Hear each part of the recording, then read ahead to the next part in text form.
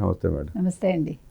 చంద్రబాబు నాయుడు గారిని మీరు చూస్తూ ఉన్నారు. ఆయన పరిపాలన, ఆయన కార్యదక్షత, నిరంతర శ్రామికుడు ఆయన పుట్టినరోజు సందర్భంగా మా ప్రేక్షకుల కోసం మీకు తెలిసిన కొన్ని విషయాలు. ముందుగా 75వ వసంతంలోకి అడుగు పెడుతున్న చంద్రబాబు నాయుడు గారికి ఆయురారోగ్యాలు కలగాలని మనం భగవంతుడిని ప్రార్థిస్తూ మన కార్యక్రమం మొదలు పెట్టుకుందామండి. నా దృష్టిలో చంద్రబాబు నాయుడు గారు ఒక లౌకికవాది, ఒక ప్రజానాయకుడు. అంటే ఆయన ఎప్పుడూ కూడా ఆడంబరాలకు వెళ్ళరు. మీరు చూస్తే కనుక అయితే ఆయన ఆహార్యం కానీ ఆయన మాట తీరు కానీ 43 ఏళ్ళ నుంచి ఒకేలాగా ఉంది. మనిషిలో ఎక్కడ మార్పు లేదు, మాటలో మార్పు లేదు. ఆయన దృష్టికోణంలో మాత్రం మార్పు వస్తూ ఉంటుంది. ఏ రకంగా అంటే ఏది వినూత్నంగా ఉంటుంది, ఏది మనం ప్రజలకు ఇవ్వాలి, మనం ఎటువంటి పరిపాలన అందించాలి, తర్వాత టెక్నాలజీని ఎలా ఒడిసి పట్టుకోవాలి, టెక్నాలజీ వల్ల ఎవరికి ఎక్కువ ఉపాధి కలుగుతుంది, లేదు ఎవరికి ఎక్కువ ఉపయోగం కలుగుతుంది, వీటి మీదే ఆయన దృష్టి ఉంటుంది. ఆయన తక్కువ తినడం, ఎక్కువ పని చేయటం, ఆయన సిద్ధాంతం అది. తర్వాత మీరు ఇంకొక ముఖ్యమైన విషయం ఆయనలో గమనిస్తే కనుక అయితే ఆయన ఎప్పుడూ కూడా ఓటు బ్యాంక్ రాజకీయాలు చేయలేదు. మీరు గమనించండి. ఏ రోజు కూడా ఓట్ల కోసం ఆయన ముస్లింలను చేరదీయడమో, లేకపోతే క్రిస్టియన్స్ని చేరదీయడమో, లేదు హిందువులను చేరదీయడమో ఏమీ చేయరు. ఆయన అందరినీ సమానంగా చూస్తారు. వాళ్ళ అవసరాలు తీరుస్తారు తప్ప తన అవసరం కోసం వాళ్ళని వాడుకోరు. సమాజానికి పనికొచ్చే పని తప్ప ఇంకేది స్వార్థపూరితమైన పనులు ఉండవండి. అంటే ఇప్పుడు చూడండి, క్రిస్టియన్స్ని ఒకలాగా, ముస్లిమ్స్ని ఒకలాగా, హిందువులను ఒకలాగా ప్రతి రాజకీయ నాయకుడు అంటే ఓటు బ్యాంక్ రాజకీయాలు చేస్తున్నాడు. అది ఆయన చేయరు. నా ఉద్దేశంలో మామూలుగా భారతరత్న ఇవ్వాలి అంటే కొంతమంది కొన్ని అర్హతలు అంటారు, కానీ అన్ని అర్హతలు ఉన్న వ్యక్తి చంద్రబాబు నాయుడు గారు.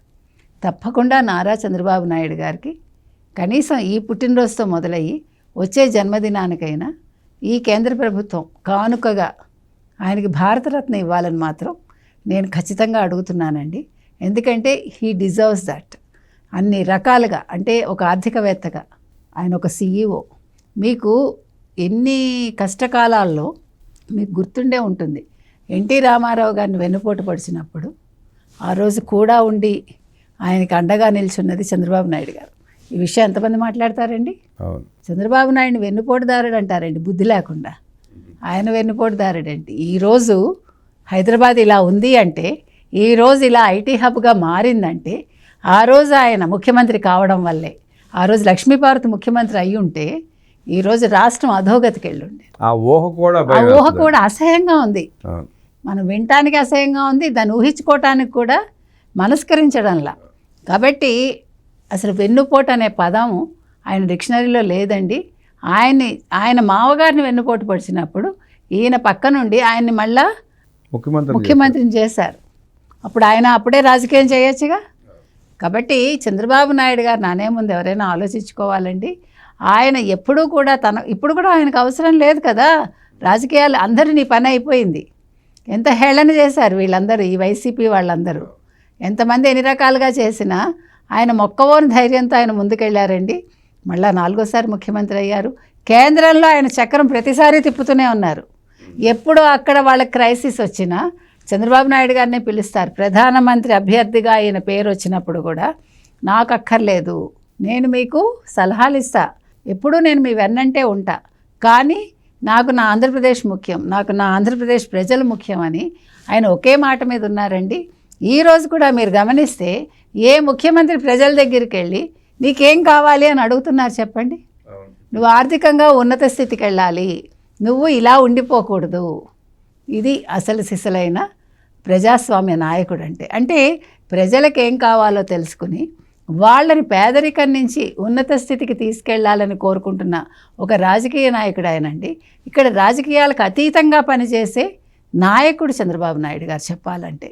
ఎందుకంటే ఆయనకి ఇప్పుడు ఏది అవసరం లేదు, ఏది అక్కర్లేదు, హ్యాపీగా ఆయన ఇంట్లో కూర్చుని ఆయన చివరి జీవితం గడపచ్చు. కానీ 75 అనేది ఆయనకి వయసు తప్ప అది ఒక నెంబర్ అంతే.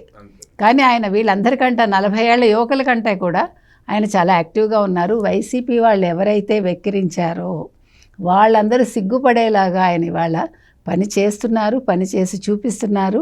ఈ రాష్ట్రాన్ని ఇంకా ఉన్నత స్థాయికి తీసుకెళ్లాలనుకుంటున్నారు. అది ఒక నగరంగా తీర్చిదిద్దాలి, ట్విన్ టవర్స్ తీసుకురావాలి, తర్వాత అక్కడ ఇంకా దాన్ని అభివృద్ధి చేయాలి అన్ని విధాలుగా అనేది ఆయన దృష్టి అండి.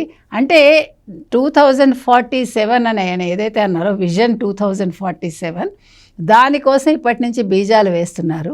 ఆ బీజాలు తప్పకుండా మొక్కయి తర్వాత మానవుతాయండి. అప్పుడు మనందరం ఉంటామా ఉండవా తర్వాత విషయం, కానీ ఫలాలు ప్రజలైతే అనుభవిస్తారు. ఎప్పుడు కూడా విత్తడం వరకే మన పని.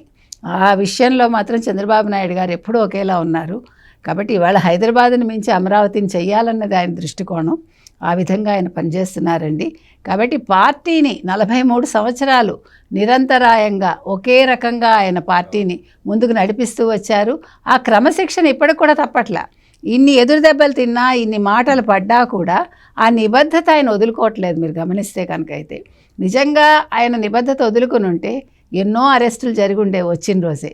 కానీ కాదు, చట్టం తన పని తాను చేసుకుపోతుంది, నా పని అభివృద్ధే, నేను ప్రజలకు ఏం కావాలో చేస్తాను అని ఆయన ఆ ముందు చూపుతోటే వెళ్తున్నారు తప్ప కక్షలకి కార్పణ్యాలకి ఆయన ఎక్కడా కూడా చోటు ఇవ్వట్లేదు చెప్పాలంటే.